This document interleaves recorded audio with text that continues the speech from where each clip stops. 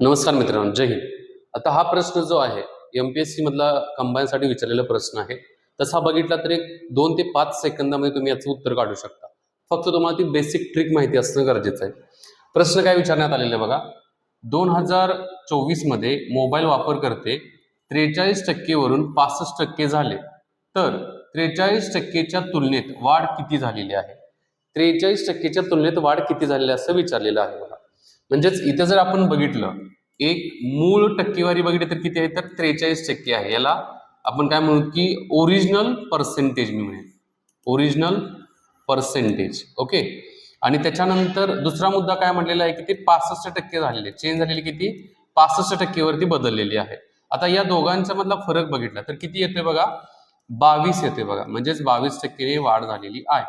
आता मुद्दा काय म्हणण्यात आलेला आहे, ओरिजिनल जर 43% असेल, ओके, म्हणजे जुनं पर्सेंटेज किती आहे, 43%. नवीन वाढ किती झालेली आहे, तर 22% वाढ झालेली आहे. याला मल्टिप्लाय बाय तुम्ही 100 केलं तर इथे तुम्हाला काय मिळणार आहे, तर किती टक्केनी वाढ झालेली आहे ते पर्सेंटेज मध्ये कळणार आहे. सिंपल आहे. आता 43 जे इथे घेण्यात आलेलं आहे, 43 जे घेण्यात आलेलं आहे ना, हे 43 ने जर 22 ला भागलं तर तुमच्या लक्षात येईल बघा, 51.16 हे याचं काय येत आहे, तर उत्तर येत आहे. म्हणजेच पर्याय नंबर हा हे त्याचं उत्तर असणार आहे.